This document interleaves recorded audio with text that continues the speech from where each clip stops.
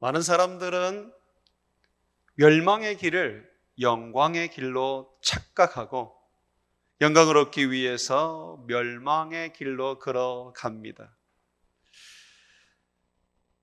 세상에 속한 사람의 눈으로는 멸망의 길과 영광의 길을 구분하기가 참 어렵습니다. 잠언 14장 12절에 보게 되면 어떤 길은 사람 보기에 바르나 필경은 사망의 길이니라 라고 말씀하고 있습니다. 우리의 눈으로 멸망과 영광의 길을 쉽게 판단하지 못하기 때문에 우리는 우리 주님의 가르침을 따라서 때로는 우리 주님이 열어주시는 성령의 영안을 통해서 멸망의 길과 그리고 영광의 길을 구분해서 영광의 길로 들어가야 하지요. 사람들이 멸망의 길로 들어가면서 그것이 영광의 길이라고 생각하는 이유는 그 길이 넓고 또 영광스러워 보이며 아름다워 보이기 때문에 그렇습니다. 하지만 예수님께서는 우리들의 생각과 또는 우리들의 시야와 전혀 다른 생명의 길에 대하여 말씀해 주셨습니다. 마태복음 7장 13절과 14절에 보게 되면 좁은 문으로 들어가라. 멸망으로 인도하는 문은 크고 그 길은 넓어 그리로 들어가는 자가 많고 생명으로 인도하는 문은 좁고 길이 협착하여 찾는 자가 적음이라. 생명의 길, 우리 하나님이 주시는 영광의 그 길은 좁은 길이고 협착하여 찾는 자가 적은 그런 길입니다.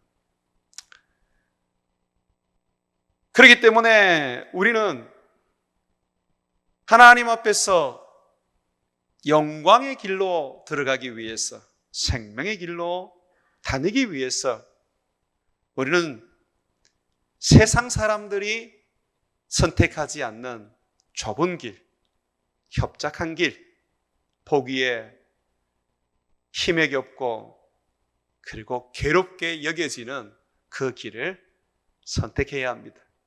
그것이 바로 영광의 길이기 때문에 그렇습니다.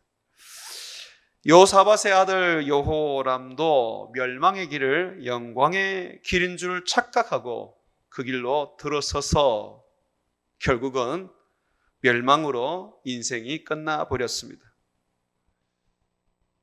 영광의 길로 착각하고 들어간 멸망의 길은 그의 인생에 있어서 참으로 처참한 삶을 살도록 만들어버렸습니다. 아버지 여호사밧이 죽고 왕이 되었을 때의 나이가 30세였습니다. 뭐든지 할 수 있는, 새도 삼킬 수 있는 그런 아주 열정적이고 뜨거운 나이였습니다. 그렇지만 그는 영광의 길인 줄 알고 들어갔던 이 멸망의 길로 걸어가면서 8년이라는 짧은 기간에 왕으로 살다가 그것도 많은 세월을 고통과 고난과 그리고 저주스러운 인생 속에서 살다가 그의 생애가 40이 되기 전에 끝나버렸습니다. 성경은 그의 생애를 아주 처참하게 기록해주고 있습니다.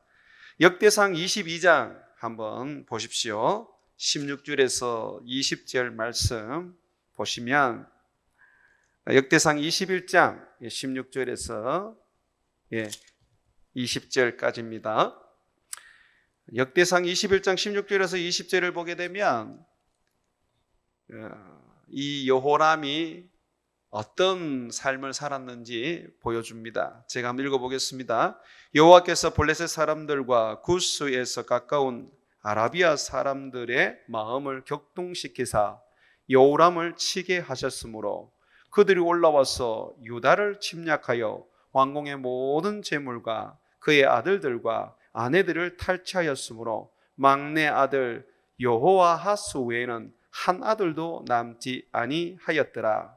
이 모든 일 후에 여호와께서 여호람을 치사 능히 고치지 못할 병이 그 창자에 들게 하셨으므로 일어난 후 2년 만에 그의 창자가 그 병으로 말미암아 빠져나오매 그가 그 심한 병으로 죽으니 백성이 그들의 조상들에게 분향하던 것 같이 그에게 분향하지 아니하였으며 여호람이 32세에 즉위하고 예루살렘에서 8년 동안 다스리다가 아끼는 자 없이 세상을 떠났으며 무리가 그를 다윗성에 장사하였으나 열왕의 묘실에는 두지 아니하였더라. 이 여호람을 보게 되면 블레셋 사람과 아라비아 사람들이 유다 나라를 공격해 와서 나라를 쑥대밭으로 만들고 그의 모든 재물과 그의 모든 아들들과 막내 아들만 제외하고 또 모든 아내들까지 다 빼앗아 가버렸습니다.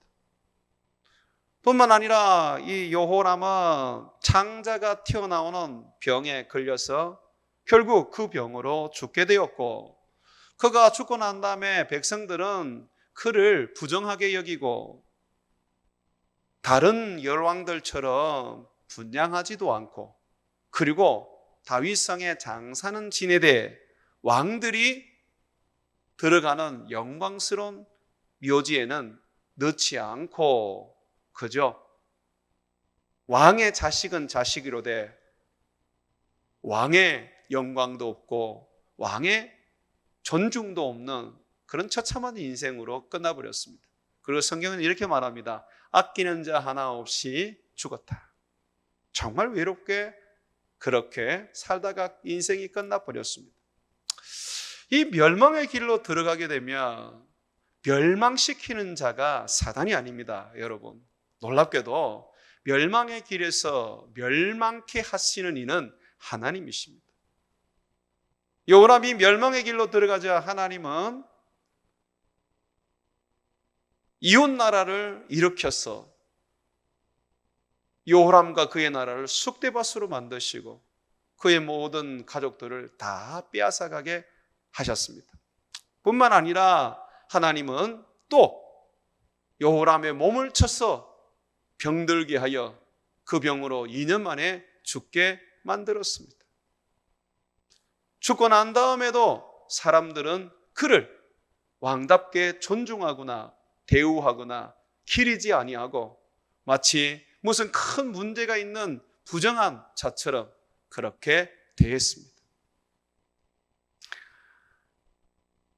이 여호람의 삶을 우리가 보면서 우리는 절대로 이 멸망의 길로 들어가서는 안 되겠다. 여호람과 같은 그런 착각을 해서는 안 되겠다 하는 것을 교훈받게 됩니다. 멸망의 길로 들어간다는 것은 결국 사단의 종이 되기 이전에 하나님의 대적자가 되어서 하나님으로부터 무서운 심판과 재앙과 징계가 주어진다는 것을 잊지 말아야 합니다. 여호람은 무엇을 영광의 길로 착각했던가요? 오늘 함께 읽었던 말씀에서 그 해답을 우리가 찾을 수가 있는데, 오늘 말씀 역대하 21장 12절에서 14절의 이 말씀은요, 엘리야 선지자가, 이 엘리야 선지자는 이스라엘의 선지자입니다. 그런데 이 이스라엘의 선지자, 이 엘리야 선지자가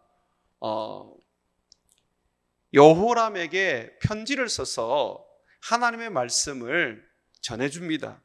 한번 보시죠. 다시 역대하 21장 12절 한번 보십시오. 선지자 엘리야가 여호람에게 글을 보내어 이르되, 왕의 조상 다윗의 하나님 여호와께서 이같이 말씀하시기를 네가 네 아비 여호사밧의 길과 유다 왕 아사의 길로 행하지 아니하고 그 아버지가 걸었던 그 인생 따라하지 아니하고 그 아버지가 행했던 그 믿음의 길을 따르지 않고 그의 할아버지가 걸었던 그런 어떤 옳은 길을 따르지 않고 그는 13절에 한번 보십시오. 오직 이스라엘 왕들의 길로 행하여, 유다의 왕이었음에도 불구하고 이스라엘의 왕들의 길로 행하였고, 유다와 예루살렘 주민들이 음행하게 하기를, 우상을 숭배하게 했다는 것이죠. 아합의 집이 음행하듯 하여 또 내 아비 집에서 너보다 착한 아우를 죽였다. 아합은 여호람의 장인입니다. 여호람은 아합의 딸과 결혼해서 살고 있었습니다. 그런데 이 여호람이 바로 장인의 그 길, 여호와 하나님을 버리고 바알과 아세라를 숭배하며 온갖 산에 산당을 만들어서 자기들이 원하는 대로 신을 숭배하던 그 우상의 그런 소굴로 만들었던 그 아합 같은 삶을 여호람이 살았습니다. 그리고 이 여호람은 자기보다 어려운 동생 6명을 다 죽여버렸습니다. 이 6명의 동생이 형의 왕자리를 빼앗기 위하여 쿠데타를 일으켰거나 또는 형의 말에 반역을 했던 그런 자들이 아닙니다. 성경에 말한 대로 정말 착한 자들이었습니다. 여호사밧, 이 여호람의 아버지가 살아있을 때 여호람에게 왕자리를 물려주면서 나머지 형제들, 이 동생들에게는 큰 재물과 함께 견고한 성읍을 하나씩 주어서 거기에서 성의 성주로 살게 했습니다. 그 아버지는 여호람과 함께 그의 형제들이 권력을 나누어서 백성들을 잘 가르치고 잘 인도하고 잘 섬기도록 하려고 했던 것입니다. 그런데 여호람은 아버지가 준 그 축복과 그 권력과 그리고 그 재물을 용납하지 못했습니다. 결국은 동생들을 다 죽여버렸어요. 왜 그렇게 했습니까? 성경은 14절에 그 해답을 주고 있습니다. 여호와가 내 백성과 내 자녀들과 내 아내들과 내 모든 재물을 큰 재앙으로 치시리라. 이 여호람이 선택한 것은 자기를 위한 삶이었습니다.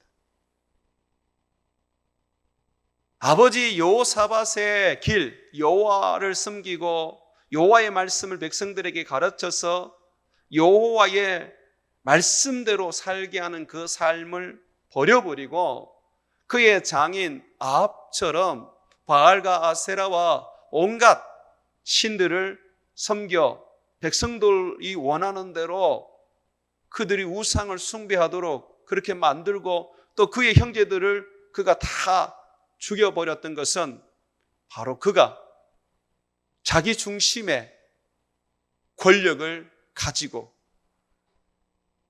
땅의 모든 소유를 그가 다 가지려고 했기 때문에 그렇습니다. 여호람이 백성들에게 우상을 숭배할 수 있도록 길을 열어준 것은 백성들을 얻기 위한 거였습니다. 소위 말해서 여론이 자기에게 쏠리도록 백성들이 자기에게 집중해서 자기를 따르도록 만들었던 것이죠. 그의 형제들을 다 죽인 것은 그 형제들과 권력을 나눌 수 없다는 것과 그 형제들이 소유한 견고한 성읍들을 그 발 아래 다 두기 위해서 그의 형제들을 다 죽이고 그가 다 빼앗은 것이죠. 권력과 그리고 재물을 독점하려는 그의 욕망, 그것이 그가 선택한 그의 영광의 길이었습니다. 세상의 역사를 보게 되면 나라의 흥망성쇠에 이러한 일들이 많이 나옵니다. 그렇지 않습니까? 이 권력을 쥐기 위해서 심지어 아버지까지 죽이는 일들이 있습니다. 그런데 그것이 바로 아합의 길입니다. 주님은 그러한 길을 용납하지 않습니다.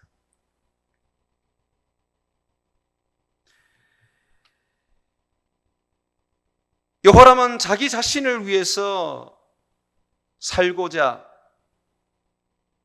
결심한 사람입니다. 자기의 백성, 자기의 자녀, 자기의 아내, 자기의 재물, 모든 것이 나라는, 자기라는 그 단어 안에 다 집어넣고 소유하려고 했었습니다. 그러한 그의 삶에 하나님은 무서운 징계와 그리고 그 삶에 하나님은 벌을 내려주셨습니다. 저는 오늘날 우리가 하나님을 믿고 예수님을 믿는 그 이유와 목적을 교회들이 다시 한번 돌아봐야 된다고 생각합니다. 예수님을 왜 믿느냐라고 우리가 한번 돌아보면 아마 많은 사람들이 자기를 위해서 믿는다고 말할 것입니다. 복받기 위해서, 내가 복받기 위해서, 내가 평안하기 위해서, 내가 잘되기 위해서.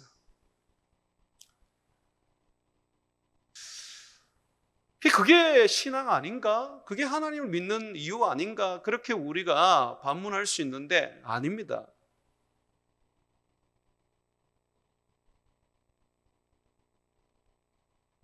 세상 종교는 자기를 위해서 믿는 겁니다.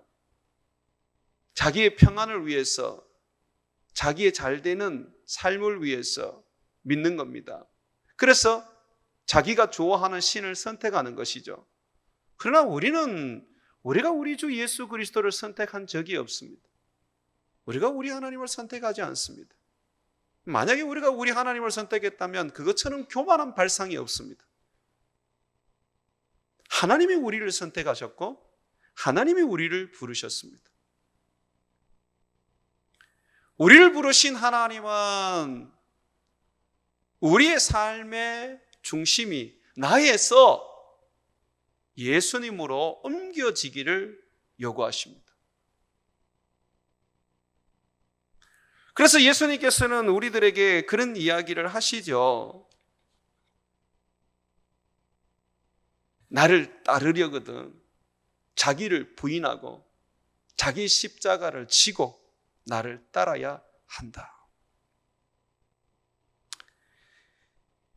예수님께서는 또한 사람들에게 이렇게 말합니다. 누가복음 14장 25절과 27절에 보게 되면 물은 내게 오는 자가 자기 부모와 처자와 형제와 자매와 더욱이 자기 목숨까지 미워하지 아니하면 능히 내 제자가 되지 못하고 누구든지 자기 십자가를 지고 나를 따르지 않는 자도 능히 내 제자가 되지 못하리라. 주님은 모든 걸 다 버려야 된다고 우리에게 가르칩니다. 하루는 부자 청년이 예수님께 나와서 내가 어떻게 해야 영생을 얻겠습니까? 라고 질문을 던지죠. 그때 예수님께서 하시는 말씀이 계명을 지키라 그럽니다. 그때 그 청년이 나는 어렸을 때부터 계명을 지켰습니다. 도대체 무엇이 더 부족합니까? 라고 다시 반문을 합니다. 예수님이 이 부자 청년을 보니까 그의 말이 진실합니다. 그때 예수님이 뭐라 그러셨냐면 네 재물을 다 팔아서 가난한 자에게 주고 너는 나를 쫓아라 라고 말씀하십니다. 그런데 부자 청년이 그렇게 못해요. 재물이 많기 때문에 도저히 예수님의 말씀대로 할 수가 없는 것입니다. 그때 예수님이 뭐라 그러셨죠? 부자가 천국에 들어가는 것이 얼마나 어려운지 모른다. 낙타가 바늘 구멍을 통과하는 것보다 더 어렵다라고 하셨습니다. 그 부자 청년은 결국 그 재물 때문에 천국에 들어가지를 못했습니다. 그것은 그 부자 청년에게만 주어지는 요구가 아닙니다. 예수님을 믿고 따르는 우리들에게 주어지는 요구입니다. 한국교회 많은 목사님들이 예수 그리스도의 십자가를 전하고 그것을 믿으면 구원을 얻는다고 가르쳤습니다. 참으로 맞는 말입니다. 그런데 믿는다는 것이 단순히 지적인 동의나 마음의 어떤 변화 정도가 아니라 믿는다는 것은 결국 예수 그리스도 그가 원하시는 삶을 따라 산다는 것을 가르치지 않았습니다.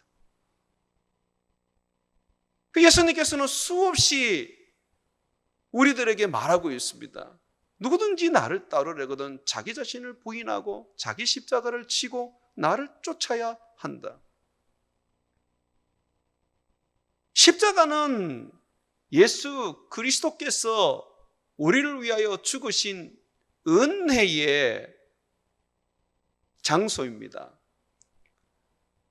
그럼에도 불구하고 또한 내가 그리스도와 같이 달려 죽어야 하는, 고난받아야 하는 장소입니다. 우리는 자꾸 어떤 주님 앞에서의 어떤 복만 생각하고 잘 되는 것만 생각하고 형통한 것만 생각합니다. 그래서 그것만을 달라 그러죠. 그런데 우리 주님은 우리에게 요구하고 계십니다. 네 자신을 부인하고 나를 쫓아라. 너의 십자가를 지고 나를 쫓아라. 그렇게 말씀하고 있습니다. 여러분, 십자가는요, 자기 십자가를 지고 나를 쫓아라고 말할 때 이 십자가는요, 고난을 말하는 겁니다. 고난은, 이 십자가는요, 이 죽음을 말하는 겁니다. 그 예수 믿는 것이 고난입니다. 예수 믿는 것이 죽음입니다. 그래서 바울은 갈라디아서 2장 20절에 내가 그리스도와 함께 십자가에 못 박혀 죽었나니 그런즉 이제 내가 사는 것이 아니요 오직 내 안에 그리스도께서 사시는 것이라.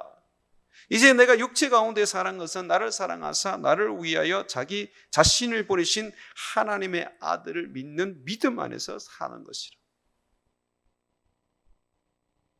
예수 그리스도를 믿는 사람들은 그리스도와 함께 십자가에 못 박혀 죽었다고 인정하고 고백하는 자들입니다. 그래서 이 땅에 사는 것은 나를 위한 삶이 아니라 내 안에 계신 예수님을 위한 삶이라고 말하고 있지요. 로마서 14장 7절과 9절에도 우리 중에 누구든지 자기를 위하여 사는 자가 없고 자기를 위하여 죽는 자도 없도다. 우리가 살아도 주를 위하여 살고 죽어도 주를 위하여 죽나니 그러므로 사나 죽으나 우리가 주의 것이로되 이를 위하여 그리스도께서 죽었다가 다시 살아나셨으니 곧 죽은 자와 산 자의 주가 되려 하심이라. 주님 우리에게 말합니다. 너희는 없다. 너희 안에 예수만 있을 뿐이다. 너희의 직장, 너희의 가족, 너희의 모든 인생 주를 위하여 존재한다라고 말씀하고 있습니다. 우리가 이것을 받아들이지 못하고 이것을 인정하지 못하면 과연 주님 앞에 설 수가 있을까요?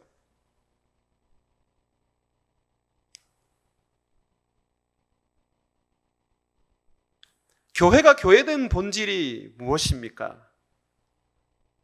예수 그리스도의 삶을 쫓아가는 것입니다. 그리스도께서 우리에게 주신 사명을 감당하는 것입니다. 그리스도를 힘입어서 하나님께 예배하는 것이 교회의 교회된 본질입니다. 그런데 어느 날 많은 교회들이 교회의 본질을 망각하고 있습니다. 사회의 어떤 단체와 다를 게 없는 그런 단체로 전락시키고 있습니다. 교회는 내일 나라가 망하고 지구가 망한다 할지라도 한 사람의 영혼에게 복음을 전하고 살아계신 하나님께 예배하며 그리스도의 제자답게 살아가는 것입니다.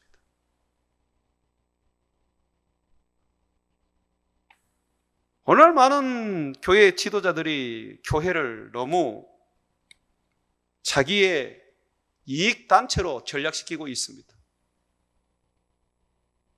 교회는 주님을 위해 존재합니다.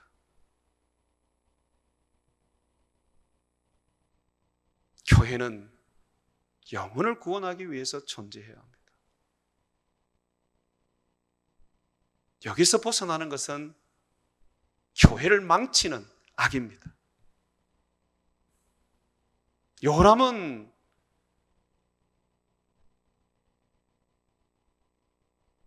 자기를 위해서 아합의 길로 들어섰습니다. 잘 먹고 잘 살고 자기 가족 배부르게 하고 그리고 자기의 소유를 넘치게 가지는 것이, 그것이 바로 이 세상에서의 영광의 길, 축복된 길이라고 생각했습니다.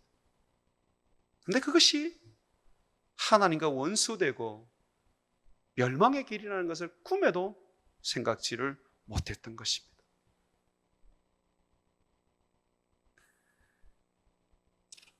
우리는 우리 자신이 주님의 종이라는 것을 말로만 해서는 안 됩니다. 정말 주님의 종이라면 주님을 위해서 사셔야 합니다.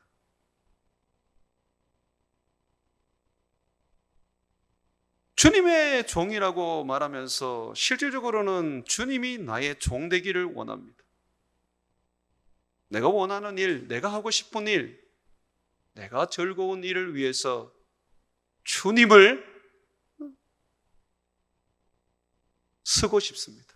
우리의 기도도 보면, 자세히 보면 나를 위한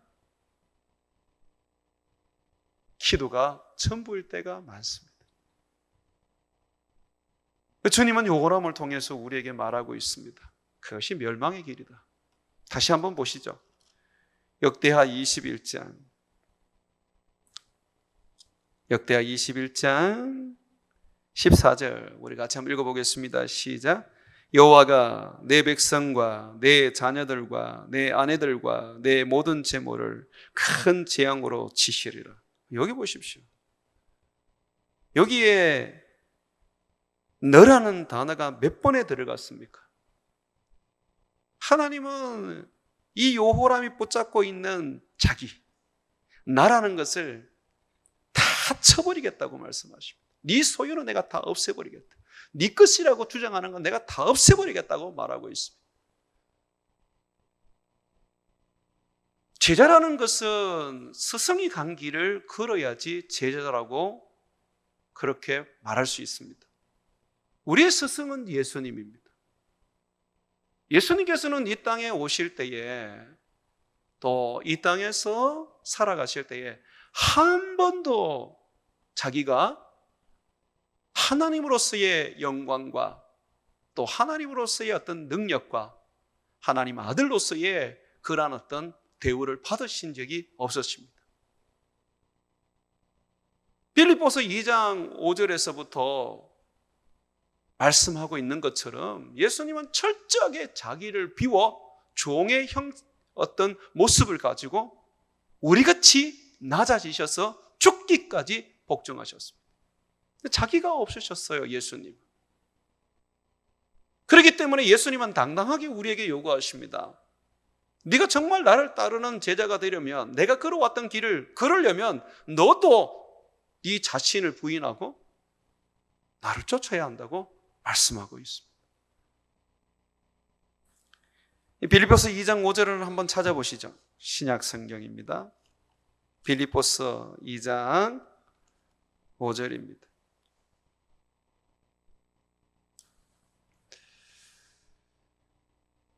신약 성경 319면입니다.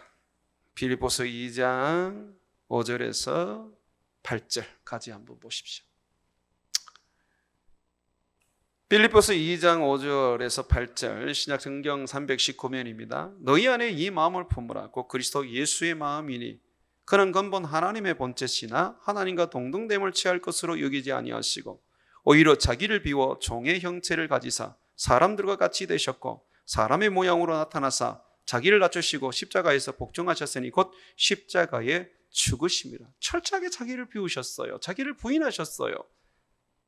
전능하신 창조주 하나님의 아들 독생자 하나님이심에도 불구하고 그는 주를 섬기고 아버지를 섬기는 데 있어서 철저하게 자신을 부인하고 죽기까지 복종하셨습니다. 종이 되셨습니다. 그럼 우리의 삶이 바로 이것을 따라가는 삶입니다. 나는 없고 내 안에 예수만 계십니다. 예수만 계신다면 어떤 모습이어야 합니까? 나는 없고 내 안에 예수만 계신다면 철저하게 낮아지고 철저하게 종이 되고 철저하게 아버지 뜻 앞에 복종하는 자가 되어야 하는 것입니다. 나는 없고 내 안에 예수님만 계시다면 결국은 내 자신을 부인하고 예수 그리스도와 같이 자기 십자가 고난을 몸소 받았어 그것을 살아가는 것입니다. 그런데 이것이 영광의 길입니다. 이것이 생명의 길입니다. 왜냐하면 빌립보서 2장 9절부터 11절에 보게 되면 그렇게 살았던 그 예수님을 아버지께서 지극히 높여 모든 이름 위에 뛰어난 이름이 되게 하시고 하늘에 있는 자들이나 땅 아래에 있는 자들이나 땅에 있는 자들이나 땅 아래에 있는 자들로 모든 무릎을 예수의 이름에 꿇게 하시고 모든 입으로 예수를 주라. 이걸 다른 말로 하면 하나님이라 우리의 주인이라 그렇게 고백하고 시인하여 하나님 아버지께 영광을 돌리게 하셨다고 말하고 있는 것입니다.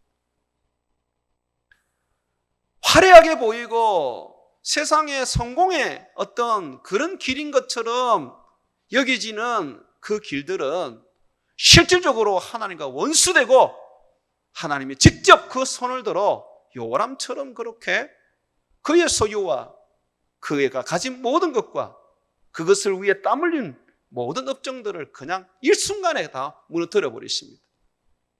그러나 주를 위하여 고난받고 주를 위하여 죽고 주를 위하여 헌신하게 되면 주님께서 그를 지극히 높여 모든 이름 위에 뛰어난 이름이 되게 해 주십니다. 그리스도와 같이 왕노릇하게 해 주시죠.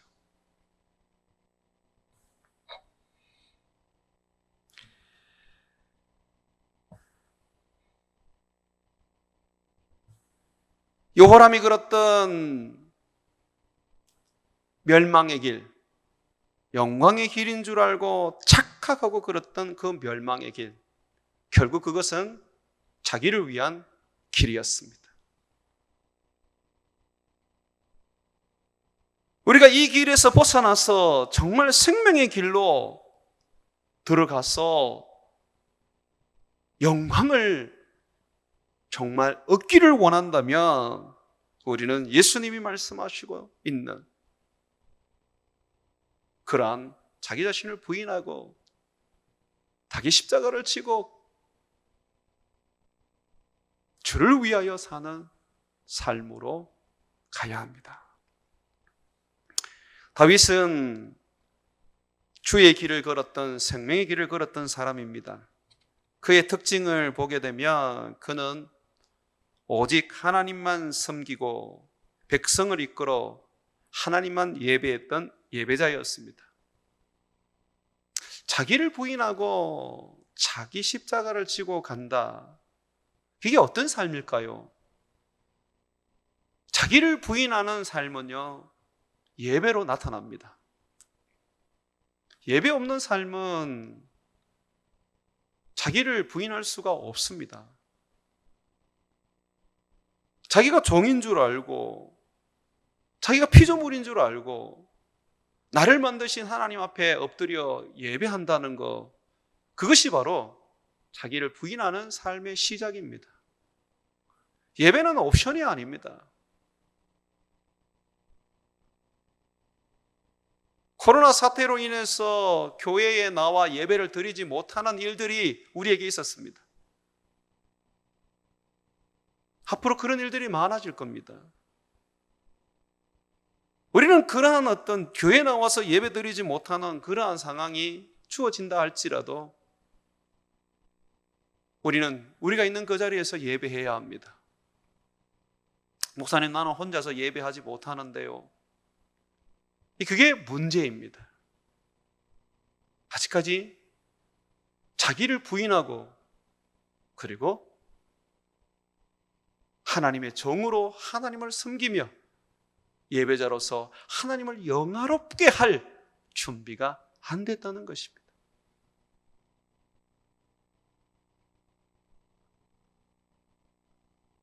하나님은 거창한 예배 의식을 원하지 않습니다.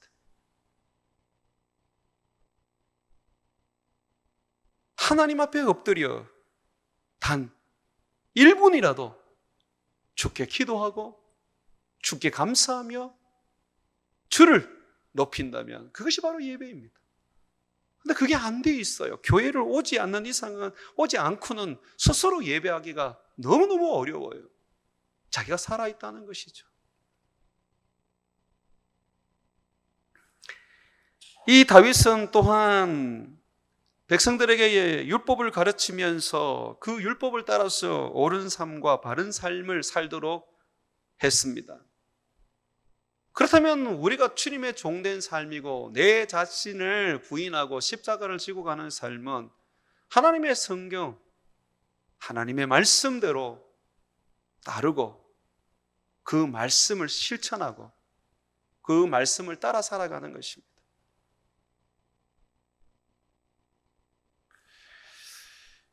목사라고 다 목사가 아닙니다. 교인이라고 다 교인이 아닙니다. 지금 언론에 보도되고 있는 부분들을 보고 그 열매를 보십시오.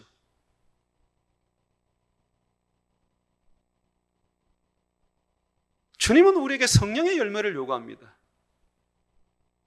온유하고 인내하며 자비하고 양성하고 모든 일에 선을 행하라고 가르치고 있습니다. 우리 기독교인들은 물에 빠졌을 때 같이 죽자고 사람을 끌어당겨 그 물속에 집어넣는 사람이 아닙니다. 도리어 가까이 오지 마라. 나 때문에 당신까지 위험에 처할 수 있다 라고 하면서 그 사람의 생명을 위하여 스스로 죽음을 선택하는 사람들입니다. 매를 맞아도 우리의 믿음의 조상들은 미워하지 않았고 매를 때리는 사람을 향하여 분노하고 칼을 들어 공격하지 않았습니다. 예수님은 칼을 쓰는 자는 칼로 망한다고 하시면서 온순한 양처럼 몸소 그를 공격하는 자들에게 어떻게 대해야 할지 보여주셨습니다. 주님은 악을 악으로 갚지 말라고 말씀하고 있습니다. 악을 선으로 갚으라고 우리에게 가르치는 것이죠. 이로써 우리가 하나님의 사람들이고 예수 그리스도의 제자인 줄 사람들이 알게 될 것이라고 하셨습니다.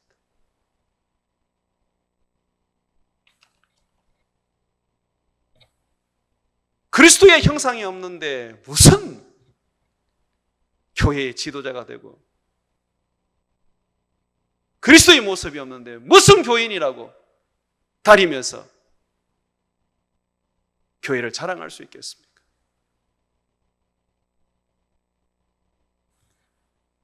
성경을 통하여 내 자신을 봐야 합니다. 우리 주님이 우리에게 말씀하시는 생명의 길은 자기를 부인하고 자기 십자가를 지고 가는 길입니다.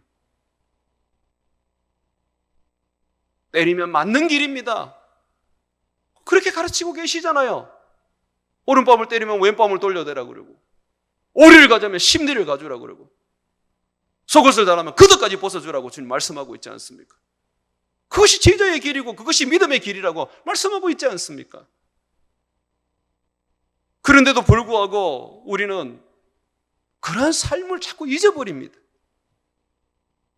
그 길로 걸어가지 않으면 화려해 보이고 좋아 보이지만 멸망의 길입니다. 매를 맞고 있고 고난을 당하고 있고 억울한 일을 당하고 있음에도 불구하고 내가 복을 빌고 원수들을 향하여서 용서하고 살아간다면 생명의 길로 들어가고 있다는 증거입니다.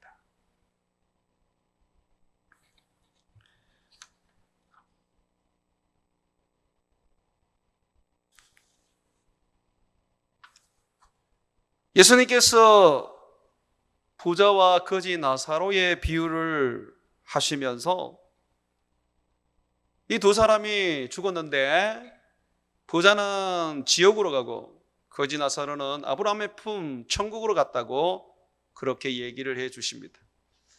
지옥으로 간 부자가 아브라함의 품에 있는 거지 나사로를 보면서 좀 그 사람을 자기 있는 지옥으로 보내어서 손에 물 한 방울 묻혀서 자기 혀에 좀 찍어 주게 하라고 그렇게 간청을 합니다. 그런데 그때에 아브라함이 안 된다 그래요. 거기에 우리가 갈 수가 없다고 말합니다. 그러면서 그때에 아브라함이 이런 이야기를 합니다. 한번 들어보십시오. 누가복음 16장 25절입니다. 아브라함이 이르되 예, 너는 살았을 때에 좋은 것을 받았고 나사로는 고난을 받았으니 이것을 기억하라. 이제 그는 여기서 위로를 받고 너는 괴로움을 받느니라. 예수님은 거지 나사로와 부자의 이야기를 하면서 누가 의롭게 살고 누가 착하게 살고 누가 자기를 믿고 이런 이야기를 한 개도 하지 않습니다. 부자는 이 땅에서 호화호식을 하면서 잘 살았다라고 말하고요. 거지 나사로는 이 땅에서 고난받고 이 땅에서 멸시받고 살았다. 그렇게 얘기하십니다. 그러면서 주님께서 이 멸시받고 고난받는 이 나사로는 천국에서 인생이 역전됩니다. 위로받고 거기에서 좋은 것을 받는다 그래요. 그런데 부자는 땅에서 좋은 것을 받았고 거기에서 호로움, 즐거움을 누렸습니다. 그래서 그는 죽어서 고통을 받고 그리고 괴로움을 당한다고 말하고 있습니다. 왜 이 비유를 말씀하시느냐면 우리 인생, 믿음의 그리스도인의 인생은요, 이 땅에서 괴로움이 있고 고통이 있고 눈물이 있을 수밖에 없다고 말씀하는 것입니다. 그것을 전부 다 천국에서 주님이 다 씻어주시고 보상해 주신다고 말하고 있습니다. 이 땅에서 잘 먹고 잘 못 살아도, 잘 먹지 못하고 잘 못 살아도 상관없다는 것입니다. 그게 도리어 어떻게 보면 아무런 문제가 되지 않는다고 말합니다. 우리 주님이 다 보상해 주실 거니까.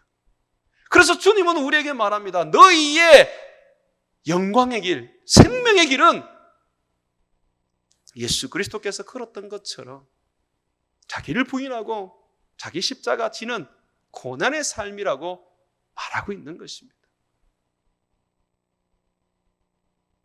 사랑하는 성도 여러분,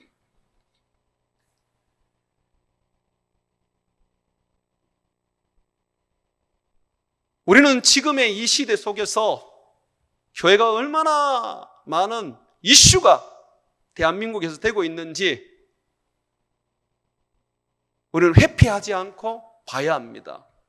그리고 교회가 어떤 모습이어야 하고 교회가 무엇을 추구해야 하고 교회가 교회다운 모습이 뭔지 생각해야 합니다.